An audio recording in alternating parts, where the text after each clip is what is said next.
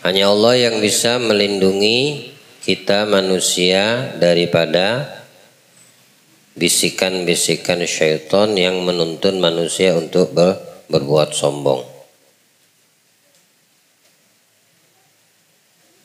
Lalu Imam Ghazali di sini membagi di antara kesombongan,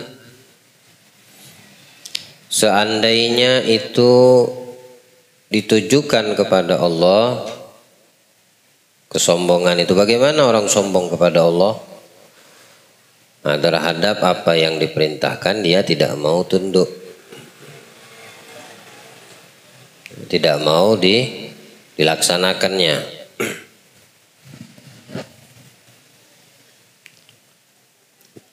Perintahkan sholat, tidak mau dia jalankan perintah Allah. Perintahkan puasa, dia justru tidak menjalankan perintah untuk berpuasa. Diperintahkan Allah mengeluarkan zakat, justru ditahannya zakat milik Allah sehingga tidak dia keluarkan. Jadi semua yang diperintahkan Allah selalu membangkang, ya. Nah, ini sombongnya manusia tertuju kepada Allah. Jika dia membangkang, di dalam pembangkangan tersebut dibarengi dengan keyakinan bahwasanya perintah Allah tersebut tidak wajib, maka dia dihukumi kafir secara mutlak. Tapi kalau seandainya dia tidak mau taat membangkang perintah Allah dengan alasan selain tidak meyakini, dia yakin perintah itu wajib, cuma dia malas-malasan atau dia sengaja, tapi dia tidak keluar dari keyakinan bahwasanya perintah Allah itu wajib.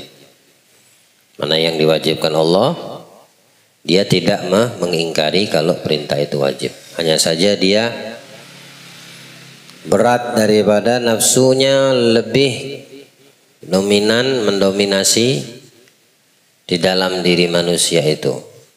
Dan ini dinamakan fasik, ya. Dia tidak sampai ke derajat kafir. Tapi kesombongan, pembangkangan terhadap perintah Allah dengan tidak tunduk atas perintah-perintah yang Allah wajibkan atasnya, dengan dilandasi tidak meyakini bahwa perintah itu wajib, seperti sholat. Nah, manalah wajib sholat 5 waktu itu? Nah, dia meyakini kalau sholat 5 waktu itu tidak wajib, maka ini orang secara mutlak dihukumi kafir.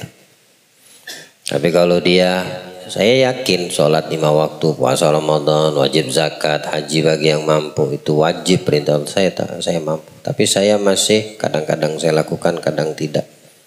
Bukan saya ingkar di dalam hati saya, di dalam keyakinan saya itu tidak wajib, maka ini fasik namanya. Ya, yang diharuskan disegerakan atas mereka untuk bertaubat. Ya. Sama halnya pembangkangan terhadap perintah Nabi besar Muhammad atau kepada para anbiya dan rasul sebelum Nabi Muhammad dari utusan Allah. Tidak tunduk, tidak patuh.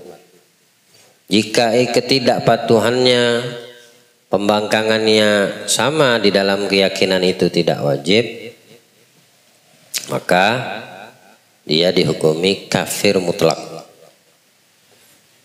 Karena Allah itu memerintahkan kita umat manusia ini saat diutus di tengah kita, utusannya para nabi dan rasul, maka apa yang diperintahkan wajib untuk kita laksanakan dan meyakini akan perintah tersebut sesuatu yang harus.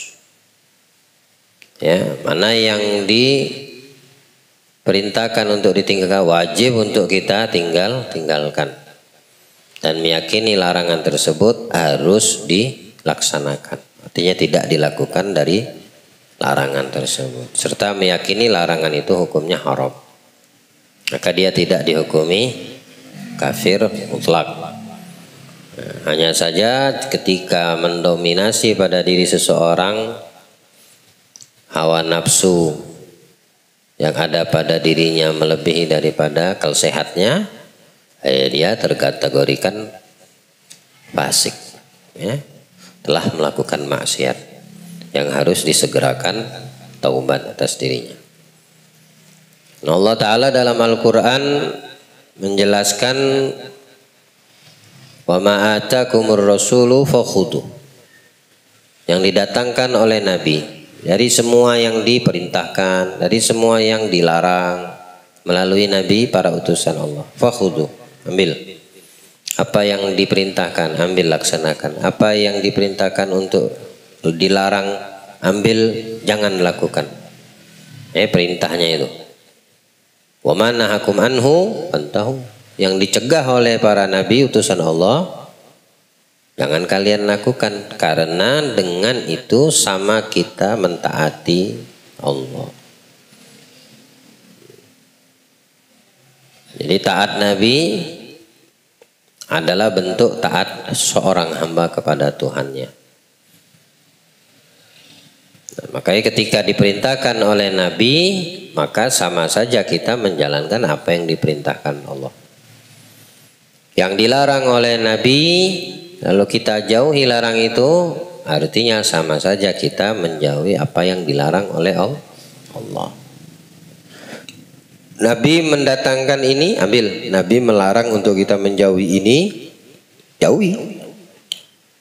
Dengan itu berarti kita menunjukkan hamba yang taat, bukan pembangkang atau hamba yang tidak tunduk kepada perintah Allah melalui apa yang didatangkan kepada Nabi dan Rasul-Rasul utusannya di atas muka, di tengah-tengah kita, ya. Kemudian yang ketiga, sombong terhadap manusia, bahkan menyuruh mereka, memerintahkan mereka untuk ini manusia ini diperbudaknya, jadi disuruh-suruhnya, dibarengi dengan merendahkan dirinya. Nah, sombong sudah merendahkan manusia. Mungkin dia punya jabatan, punya kedudukan, punya harta benda, lalu orang yang di sekitarnya jadikannya babunya, disuruh-suruhnya, diperintah-perintahkan. Dibarengi dengan itu sifat merendahkan itu orang. Nah, ini satu tindakan yang dikatakan sombong, karena biar bagaimanapun manusia itu adalah hamba ciptaan Allah, ya. Tidak boleh kita merendahkan siapapun, jangankan manusia, binatang saja tidak boleh kita rendahkan. Disebutkan pemimpinnya tabi'in Sayyidina Uwais Al-Qarni, ketika beliau mencari makan di pembuangan sampah, tong-tong sampah, makan-makan bekas yang sudah jelas halalnya, udah dibuang sama pemiliknya, sisa-sisa makan tapi yang masih bagus. Beliau bongkar-bongkar itu tempat pembuangan sampah, atau ada roti yang bisa dimakan atau apa yang bisa dimakan untuk hari itu. Tiba-tiba di seberangannya, tidak jauh darinya, ada pula seekor anjing merongrong ke arah Uwais Al-Qarni. Sama-sama mencari rizki di tempat sampah. Bilang Uwais Al-Qarni kepada anjing. Anjing itu diajaknya ngomong. Kalau kita kan beda. Ada anjing antara dua nih. Kalau tidak kita yang dibuatnya lari atau kita membuat dia yang berlari.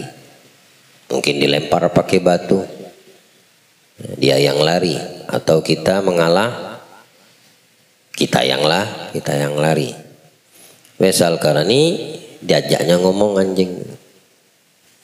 Kok bisa ngerti bahasa binatang? Bukan masalah ngerti bahasa binatang. Binatang itu makhluk Allah. Dia yang menciptakan. Cuma sifatnya, tabiatnya tidak sama dengan kita manusia. Bilang wes tertuju kepada ini anjing. Ya kalb, wahai anjing, anta ta'kulu mimma yalaik wa ana akulu mimma yalayya. Kamu makan bagianmu di sana.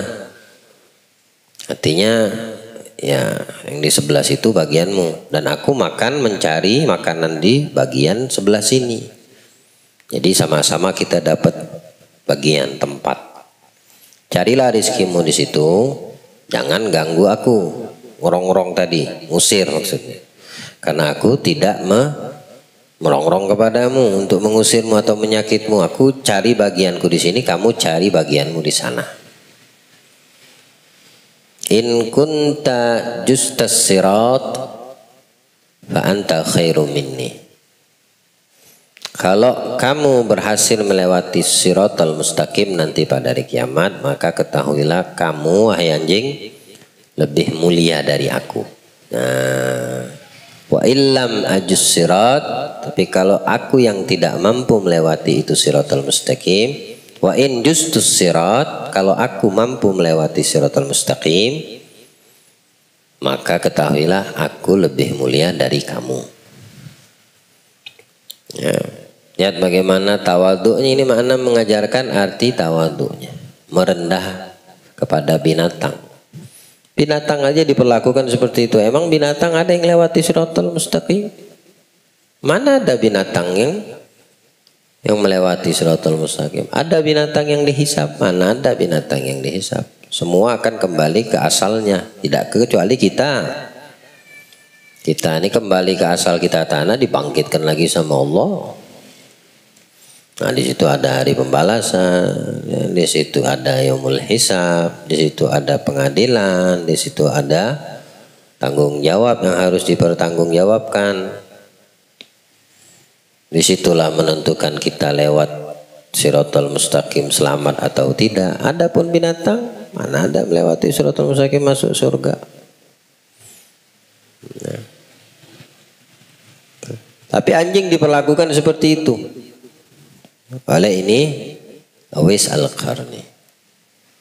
Mengajarkan kepada kita kalau melihat dari sisi rendah, termasuk binatang ciptaan Allah yang rendah dan hina setelah babi, anjing.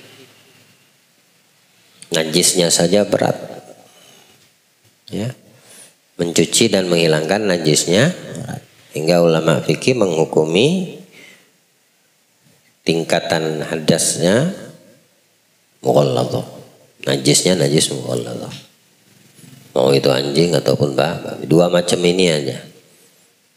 Tapi ratingnya dia makhluk Allah, ciptaan Allah. Itu pertama yang harus kita ngerti dan harus kita pahami. Mau dia babi, mau dia anjing, hanya tingkatan najisnya lebih berat babi daripada anjing. Ya,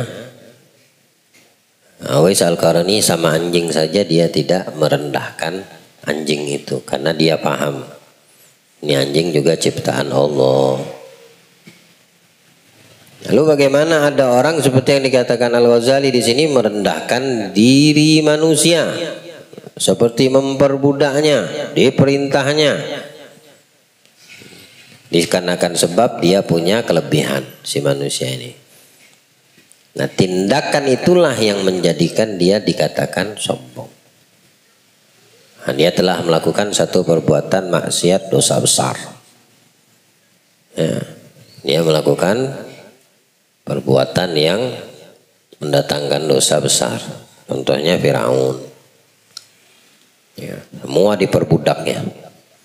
Karena dia merasa, nah, ketika manusia merasa dirinya lebih unggul, lebih tinggi, lebih mulia, lebih kaya, lebih hebat, lebih berilmu dari yang ada di sekitarnya, justru yang seperti itu di mata Allah dia paling hina, paling rendah, paling buruknya manusia.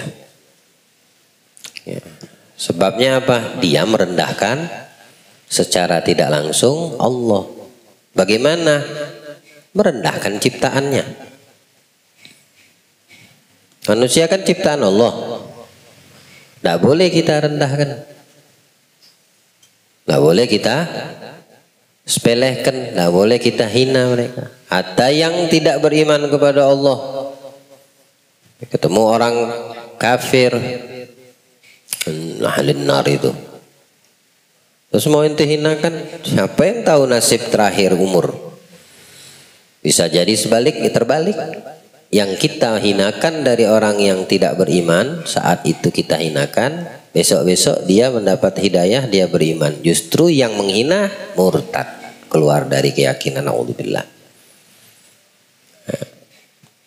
Tapi kalau seandainya kita mendoakan, ya Allah jaga imanku dan berikan dia iman dan hidayah darimu untuknya, nah, itu bagus. Itu sesama manusianya. Tidak boleh kita merendahkan. Mau sekalipun dia tidak beriman. Lihat lewat ada orang maksiat lagi minum mabuk-mabukan. Alhamdulillah. Tidak boleh direndahkan. Ini ahli maksiat. Tempatnya neraka nih. Tidak boleh. Kalau dia bertaubat dan taubatnya diterima sama Allah, maka hilang dosa-dosa yang pernah dia lakukan. Orang yang bertaubat sungguh-sungguh, kata Nabi SAW, dari perbuatan dosa seperti orang yang tidak punya dosa. Siapa orang yang tidak punya dosa? Bayi, anak kecil, mana ada dia punya dosa? Sekalipun dia tidak menjalankan perintah Allah, itu hanya kewajiban bagi kita orang tua membimbing, mendidiknya supaya ketika dia jatuh, kewajiban atas dia untuk dilaksanakan sudah tidak berat dan dia sudah mengerti. Ya. Anak kita tidak mendirikan sholat, dosa dia tidak berdosa. Seperti itulah orang yang anak-anak yang belum balik, ya, yang belum masih kecil, dia tidak ada dosa sekalipun dia meninggalkan perintah. Nah, orang yang bertobat dari perbuatan dosa seperti tidak punya dosa, kata Nabi. Dihapus karena dosanya diampuni oleh Allah sebab taubatnya diterima oleh Allah Subhanahu wa taala. Asa rabbukum ayyukaffira ankum sayyi'atikum. Mudah-mudahan dengan taubat yang diterima oleh Allah, kaffiru ankum, dihapus sayyi'atikum, kejelekan-kejelekan, dosa-dosa yang pernah kamu lakukan. Wa yudkhilakum jannah, dan Allah memasukkan kamu yang diterima taubat dengan taubat nasuha ke dalam surganya. Nah, ini keutamaan orang yang sungguh-sungguh di dalam taubatnya dari kalangan orang yang beriman. Dari kalangan orang yang beriman, ya. Kalau orang yang tidak beriman taubatnya, ya tetap saja dia tidak mendapatkan taubat hingga dia terlebih dahulu mendapatkan iman dan hidayah dari Allah. Kekafirannya, kekufurannya itu adalah perbuatan dosa yang paling besar, menduakan atau syirik kepada Allah Subhanahu wa taala. Jadi kita sombong kepada manusia, cerminan kita sombong kepada Allah, tapi tidak secara langsung antara hamba dengan Tuhan. Tapi kita secara tidak langsung melalui ciptaannya, manusia tersebut, dengan merendahkannya, merasa diri kita paling hebat dari dirinya, paling banyak kelebihan dari yang di sekitar kita. Intinya tidak boleh, ya. Baik, Allah berikan kita pemahaman insyaallah. Tim Apabila kesombongan itu menyangkut harta dan kedudukan, maka telah dikemukakan cara mengobatinya. Bagaimana cara mengobati kalau sombongnya dengan harta, kalau sombongnya dengan kejabatan, kedudukan? Ya kalau ente ingin mematikan kesombongan terhadap harta, jangan pernah merasa kamu memiliki harta. Sebanyak apapun yang dititipkan Allah. Sehingga ketika kita merasa ini bukan milik saya, aku tidak punya apa-apa, melainkan Allah menitipkannya kepadaku dan menjadikan ini ujian untuk diriku, si harta ini tadi, kedudukan, jabatan. Nah, kalau itu berkaitan dengan harta, maka obatnya apa? Jangan pernah merasa memiliki itu. Yang kedua, gemarlah untuk mengeluarkannya dalam kebaikan. Yang ketiga, jangan menyepelekan orang yang kurang mampu di sekitar kita. Ya. Nah, ini mah barang murah kamunya. Lain kalau barang cincin ya cincin murah, no asli. Nanti udah menyepelekan dari sisi harta kayak gitu pada orang lain, itu sombong itu namanya. Pakai minyak wangi apa ini? Aduh, minyak wangi 5.000 segram. Nggak cium minyak wangi anak 5 juta segram. Allahu Akbar. Ya, padahal sesuatu yang sunnah yang bagus itu ya. Itu yang bagus. Pakai cincin, pakai minyak wangi. Sunnah Nabi semua. Bahkan kalau perihal minyak wangi itu makruh ditolak. Bilang Nabi SAW, man tatayyaba, siapa orang yang berwangi-wangi dengan maksud dan tujuan, maksudnya niatnya berwangi-wangi itu untuk menjalankan perintah Allah. Allah suka yang bagus, yang baik, yang indah, yang rapi. Dia membenarkan niatnya di dalam menggunakan minyak wangi. Kana rihu atyabu min rihil misik. Maka wanginya yang dipakai itu di sisi Allah harumnya lebih dari misik. Wangi di hidung manusia, di sisi Allah lebih harum lagi. Karena niatnya betul pakai minyak wangi. Dan barang siapa yang berminyak wangi, mengakai parfum, mentatayyaba bisu'il gasdi, tapi tujuannya gak baik, gak bagus. Pakai minyak wanginya sunnah, tapi niatnya salah, tujuannya gak baik. Kana indallahi atyan minal jifah, maka di sisi Allah, walaupun di sisi manusia tetap wangi ya, tapi yang di benaknya hatinya beda. Maksudnya pakai minyak wangi, niatnya jelek, salah. Maka di sisi Allah, wangi yang dipakainya itu lebih busuk dari bangkai. Nah, minyak wangi doang tuh. Ya. Bagaimana salah maksud, salah niatnya? Dia pakai wangi-wangian, memang wanginya mahal, tapi untuk merendahkan wangi yang ada di pakaian temennya, atau masalah harganya, atau masalah kualitasnya. Nah, sombong, dia udah menyombongkan melalui wangi-wangian. Melalui wangi-wangian itu bisa sombong. Oh no.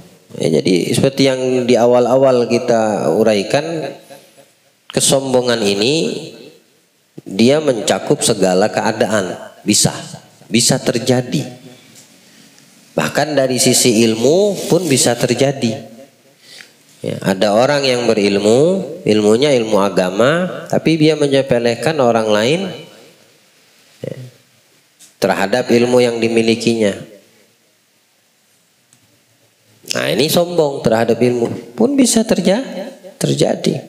Hati-hati yang seperti itu. Makanya Nabi di atas mengajarkan doanya ini, berlindung Nabi. A'udzubika min nafkhatil kibriya. Aku berlindung denganmu ya Allah dari bisikan kesombongan. Baik. Allah berikan kita pemahaman insya Allah.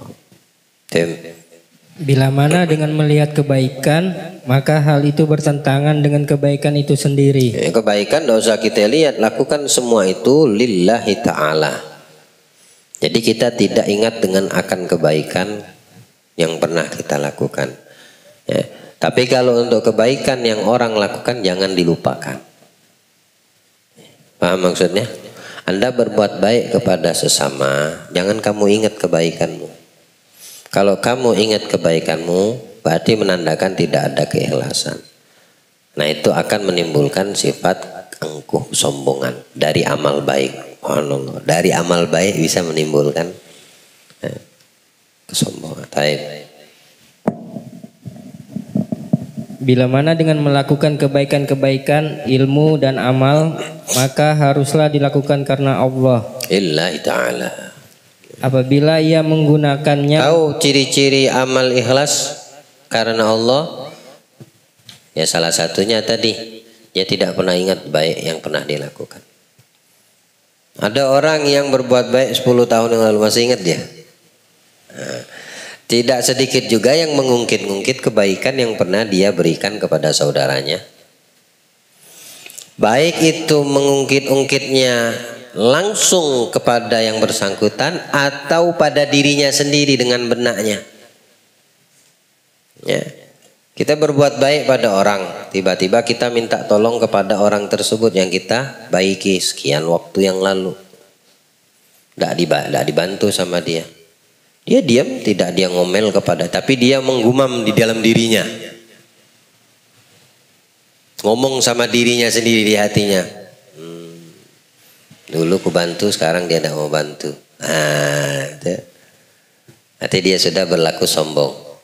Tidak ada ikhlas itu namanya. Kalau cerminan orang yang ikhlas dalam amal, pertama dia tidak ingat apa yang kebaikan yang pernah dia lakukan atau yang pernah dia keluarkan diberikan pada orang lain. Atau ketika dia minta tolong mengharap kebaikan Allah melalui hamba-hamba yang di atas muka bumi ini tidak mendapatkan bantuan, langsung kontan refleks dia mengatakan alhamdulillah. Dalam hatinya bergumam alhamdulillah. Ya udah tahu deh. Tidak usah bergumam hatimu dengan orang lain tidak mau membantumu, tidak usah. Ente butuh bantuan, ente minta bantuan kepada orang lain, minta tolong, wajar, itu wajar, manusiawi. Ya. Itu akan menjadi wasilah dari bantuan Allah datang terhadap apa yang kamu butuhkan. Cuma bisa dari fulan, dari fulan, dari fulan, dari fulan. Itu Allah yang menggerakkan hatinya.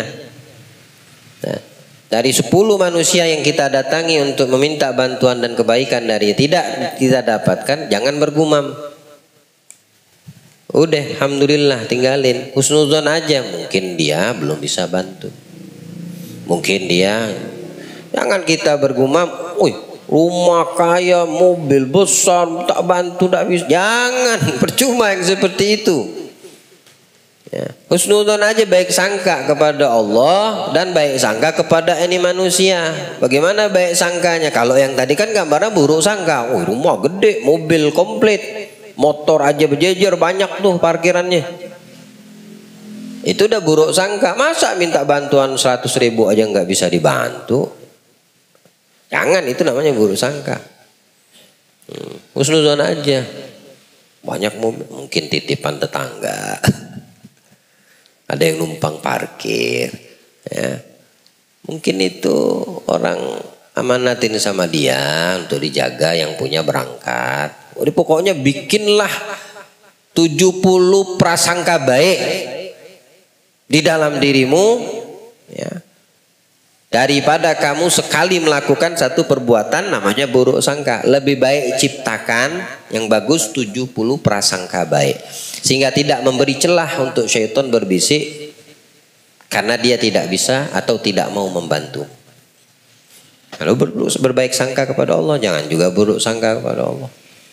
Gimana baik sangka kepada Allah? Alhamdulillah, Allah yang tahu mana yang terbaik untukku. Entah dari fulan, dari manapun Allah akan mendatangkan jalannya. Jangan juga bergumam, mengeluh, ya Allah, tidak ada yang bantu, jahat semua hamba-Mu. Ya, Allah tahu yang terbaik untuk kita. Intinya jangan kita sampai tertipu, termakan bisikan-bisikan yang bisa menimbulkan ya, atau merontokkan keikhlasan kita dari amal baik. Baik. Apabila ia menggunakannya untuk bersikap sombong terhadap orang-orang, maka ia pun telah menghilangkan pahalanya. Inilah jalan untuk mengobatinya. Apabila dirinya condong untuk merasa lebih tinggi dari orang lain, ia pun bersikap rendah diri dan senantiasa demikian. Ini salah satu dakwahnya. Sombong itu obatnya merendah, rendah hati. Ya, rendahkan hati kita sebagaimana dia mengangkat hatinya. Bagi orang yang sombong, dia mengangkat hatinya dengan ketinggian. Tapi orang yang merendahkan hati itu namanya tawadhu. Jadi obatnya sombong, kebalikannya. Kebalikan sombong apa? Tawadhu, merendah. Maka tidak akan tampil sifat sombong tadi. Orang yang tawadhu itu justru terangkat derajatnya di sisi Allah. Orang yang sombong malahan dia terpukul, hina justru di mata Allah. Bilang Nabi SAW, siapa orang yang merendah hatinya, maka Allah angkat derajatnya. Siapa orang yang sombong, maka Allah hinakan dirinya. Jadi kita sombong, di mata Allah kita hina. Kita tawadhu, merendah hati, di mata Allah, di sisi Allah kita terangkat derajat tinggi. Karena tawadhu. Karena sombong itu sifat yang seperti gambaran Nabi gambarkan asap. Ya. Asap mengebul di awal, semakin tinggi kan asap naik terus. Kemana dia? Semakin tinggi asap hilang. Artinya orang yang sombong, semakin dia simpan dan pelihara kesombongan, semakin tidak ada nilai di mata Allah. Tapi sifat merendah, tawadhu, lawan daripada sifat sombong ini, seperti kita melihat, kata Nabi, bintang di cerminan atau air yang ada di yang tergenang di bawah lantai, di jalanan. Atau Anda ke lautan, air tenang, di sungai air tenang. Kamu melihat ke air tersebut, posisi bintang di langit. Apakah bintangnya ada di bawah tuh? Tidak, tetap posisi bintangnya di atas. Dia jadi cerminan aja itu. Bukan berarti kamu melihat ke bawah ada pantulan cahaya bulan, ada bulan, pantulannya bintang. Lalu bulan dan bintangnya di bawah, tidak. Justru itu menjadi pantulan, dia tetap di atas. Nah, seperti itulah orang yang merendah. Hatinya penuh dengan sifat tawadhu. Ya, Allah berikan kemuliaan untuk kita dengan hati-hati yang penuh kerendahan di hadapan Allah dan makhluknya. Taib. Mudah-mudahan Allah Ta'ala menyelamatkannya dari perbuatan tercela ini. Betapapun dirinya hendak melepaskan diri dari sifat sombong, ia harus mengujinya dengan 4 perkara. Nah, ini perkara yang menjadikan dan memberitahukan apakah pada diri setiap manusia itu ada kesombongan. Nah, itu terukur dari 4 kriteria Imam Ghazali sebutkan ini. Tamam? Pertama, menguji dirinya waktu berdebat dengan lawan hingga nyata apakah ia marah karena lawannya benar dan apakah ia mengakui keunggulan atau tidak. Kalau seandainya memang kita punya teman kita betul lebih unggul dari diri kita dari sisi keilmuan, apa beratnya untuk mengakui hal tersebut? Justru dengan mengakui keunggulan saudara kita, kelebihan yang Allah berikan untuknya, menunjukkan pada diri kita ada sifat tawadhu. Nah, berarti tidak ada kesombongan. Tapi kalau keunggulan orang yang ada di sekitar kita tidak mau kita akui, berarti disitulah tersimpan kesombongan pada diri kita. Meskipun yang unggul itu anak di bawah umur kita, lebih muda dari kita, lebih kecil dari kita. Dia punya keunggulan. Kamu tidak berat untuk mengakui keunggulan yang ada pada diri orang tersebut. Berarti sifat sombong ada pada diri kita. Tapi ketika kita berani tampil mengakui keunggulannya, berarti tawadhu ente. Kamu adalah orang yang rendah. Ya, merendah hatinya karena kamu berani untuk mengakui keunggulan, keilmuan. Ya, misal dari lagi sisi diskusi atau berdebat. Ya, debat dengan syarat-syarat yang betulkan dalam Islam. Lalu dalam keunggulannya kamu mengakui, ya pasti kamu tawadhu. Tapi kalau kamu sudah tahu dia lebih unggul, tetap aja kamu tidak mau mengakuinya. Apaan ini? Allah ini dicari celah-celah bagaimana dia tetap seolah-olah kalau dia kalah dalam debat, dalam pembahasan, dia merasa dirinya itu terpojokkan, tidak akan dimuliakan, tidak akan dihargai oleh orang lain. Justru sebaliknya, rendah hati kita dengan mengakui keunggulan itu di mata Allah, jangan di mata manusia lah. Kita ini kadang-kadang mencari simpati orang. Orang aja yang selalu ada di otak kita manusia, anda pikirkan. Kenapa tidak diubah? Mindsetnya itu diubah. Apapun kata manusia, yang penting kata Allah. Selesai. Nanti dia punya prinsip. Kalau seandainya anak kalah debat, apa kata orang? Oh, malunya aku tidak ada. Justru yang seperti itu kamu hina di mata Allah. Cuma berharap mulia di mata orang lain. Berarti itu tidak ada tawadhu. Tetap dia dikatakan sombong. Tapi kalau dia berani mengakui keunggulannya, ini tawadhu. Baik. Itu yang pertama ya. Tim. Kedua, dengan mendahulukan teman-temannya sebelum dirinya di majelis-majelis. Enggak pernah dia mengedepankan dirinya, artinya dia mengharapkan sesuatu ketika berada di perkumpulan baik. Ya, mau tampil, tidak memberikan kesempatan untuk teman-temannya. Berarti ada kesombongan pada dirinya. Tidak pernah dia memberikan kesempatan untuk orang lain atau mengkedepankan, mendahulukan orang-orang yang ada di sekitarnya melebihi daripada dirinya. Berarti ada sifat sombong pada dirinya. Baik.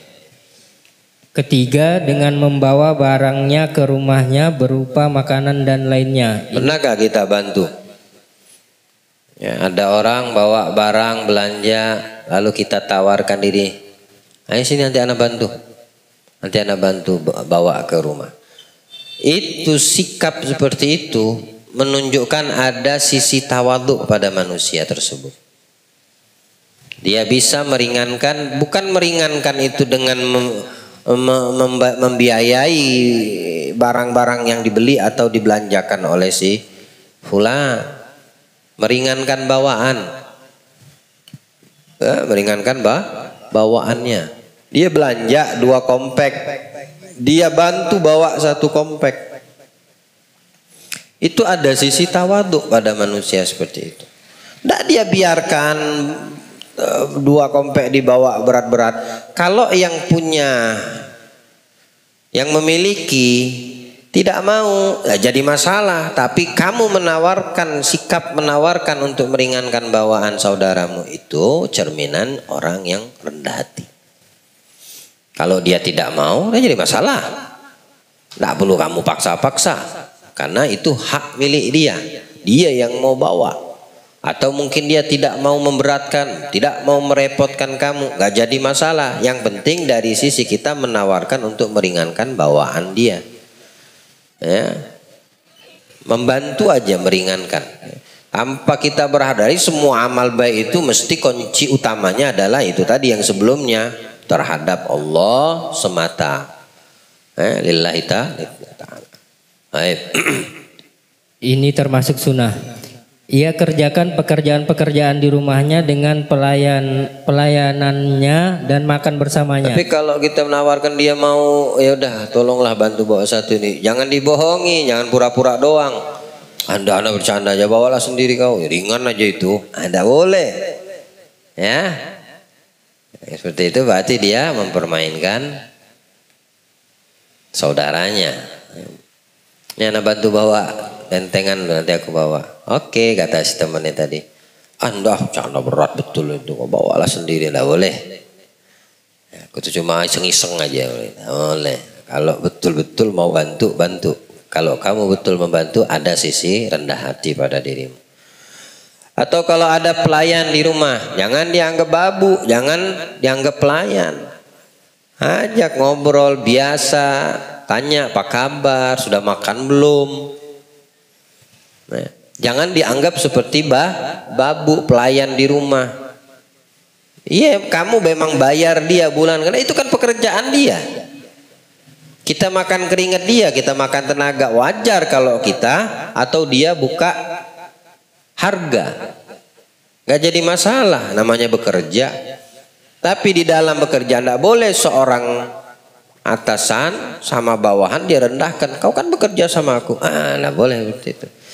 Justru kalau Nabi itu pernah makan dengan budaknya, pembantunya. Tidak segan Nabi duduk makan bareng, minum bareng, ngobrol bareng. Padahal beliau manusia paling mulia, paling tinggi derajat di sisi Allah. Tapi paling rendahnya dan tawaduknya makhluk ciptaan Allah. Tidak segan Nabi. Atau masuk ke pasar, jalan nemenin orang ke pasar. Nah, kalau sekarang ini misalnya mall lah namanya. Kan itu kan pasar juga. Cuma bedanya harganya tidak sebagaimana pasar tradisional. Ente masuk ke mall, ke tempat sayur mayur, yang dibeli sayur mayur. Ente masuk ke Guser, yang ente beli sayur mayur. Bedanya apa? Harga. Ya, bedanya harga. Bukan berarti tidak dilarang masuk ke pasar. Nabi mau masuk kok ke pasar? Nabi belanja, Nabi meringankan urusan rumah tangganya. Nabi nyapu, Nabi ngepel. Lantai itu disapu sama Nabi, dibersihkan. Nabi jahit pakaian yang sobek, sandalnya yang putus. Nah, Nabi pernah memberatkan. Selagi bisa beliau melakukan, beliau lakukan. Ya. Ini kadang kita sungkan untuk sapu, ngepel rumah. Bahkan kita bebankan kepada istri kita. Nah itu berarti sombong suami seperti itu. Kaulah yang ngepel. Masa aku yang nyapu rumah? Tidak boleh. Sapu, ngepel, cuci piring, cuci baju. Justru itu melatih diri kita untuk mempunyai sifat tawadu. Ya. Masak sendiri kalau bisa masak. Jadi masalah. Aktivitas rumah itu tidak serta-merta istri dan anak kita yang kita perintahkan. Kita juga ikut andil. Baik. Termasuk hal itu adalah memenuhi undangan orang-orang fakir dan keluar bersama mereka ke pasar-pasar serta membawa barang mereka bersama mereka. Bilang Ali Habsyi, idza da'ahul miskin ajabahu ijabatan jalah. Nabi itu sifatnya kalau dipanggil sama orang miskin, yang manggil orang miskin nih, datang awalan. Pertama kali Nabi datangnya di awal waktu. Nabi percepat menerima ijabahnya. Kenapa? Yang manggil orang miskin, orang fakir, supaya senang. Dan supaya bisa berlama-lama dengan orang fakir ini. Senanglah hati orang fakir. Justru kalau yang manggil tuh orang tajir, Nabi nggak di awal-awal datangnya. Tapi kalau orang fakir yang manggil, di awal waktu datang Nabi. Belum mulai acara udah Nabi nongkrong di rumah si fakir ini, ngobrol, melihat apa kebutuhan dia, nyenengin hati si fakir, si miskin. Ya, dibalik. Ya, kalau zaman kita di era kita kan beda. Panggil sama orang yang fakir, Balik dapat apa? Makan, mungkin dapat minum aja, makan apa. Tapi kalau sudah yang manggil acara orang tajir, orang duit, mulai dah. Datang awal waktu, datang berharap sesuatu. Ini kalau kita diubah mindsetnya sebagaimana Nabi. Yang punya acara orang fakir, orang yang tidak mampu, hidupnya sederhana, datang di awal waktu. Tapi kalau yang datang, yang manggil ada acara orang tajir, tidak terlalu bahagia. Dia bukannya senang dipanggil sama orang yang memiliki dunia. Justru dia biasa-biasa saja. Tapi kalau yang fakir manggil kayak raja yang manggil. Itulah sosok Nabi kita Muhammad. Untuk nyenengin hati si fakir ini. Makanya Nabi itu sangat mencintai fakir. Hingga dalam doa Nabi, hidupkan aku fakir, matikan aku dalam keadaan fakir, kumpulkan aku nanti di surga dengan kelompok orang-orang fakir. Karena bila kita dapat hadis itu, ya Allah hidupkan aku kaya, kata Nabi, matikan aku banyak warisan, maksudnya kaya, kumpulkan di surga bersama konglomerat. Manalah kau cari hadis, tidak bakal kamu dapatkan. Tapi kalau kamu cari hadis Nabi minta miskin, Nabi minta berharap mati dalam keadaan miskin, tidak bawa harta apapun, Nabi ingin dikumpulkan di surga bersama kalangan orang-orang fakir miskin, kamu akan dapatkan hadisnya. Ya, yang tidak kamu dapatkan sebaliknya. Wahakadha. Shallu ala Nabi. Baik, tim, dikit lagi. Keempat, memakai baju sederhana di hadapan orang banyak. Nabi SAW bersabda, kesederhanaan itu sebagian dari iman. Nabi SAW bersabda, mani taqolal ba'ira walabisas sufa faqad bari'a minal kibr. Barang siapa mengikat untuk dan memakai baju katun, ia pun bebas dari kesombongan. Nabi SAW bersabda, barang siapa membawa atau memikul barangnya ke rumah, ia pun telah bebas dari kesombongan. Ya Allah. Apabila engkau ketahui hal ini, maka ketahui pula bahwa sebaik-baik perkara adalah merendahkan diri terhadap teman-teman tanpa menjadi hina. Ini adalah obat sifat sombong. Ya. Jadi ingat baik-baik, apa obat untuk menghilang kesombongan pada diri kita? Belajarlah untuk merendahkan hatimu di hadapan Allah. Dan jangan pernah tidak selalu memohon kepada Allah, karena bantuan itu datangnya dari Allah. Dan 4 karakter ini seperti yang dijelaskan oleh Al-Imam Al-Ghazali sebagai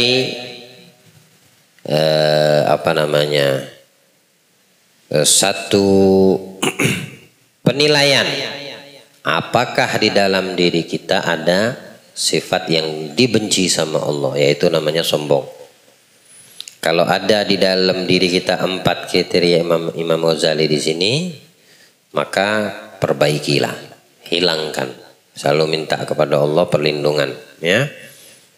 Ketika itu ringan keempat ini dan ada pada diri kita, insya Allah ya, tidak ada kesombongan pada diri itu, dan tetap minta kepada Allah agar dilindungi, ya, selalu dijaga di dalam penjagaan Allah dari sifat ini.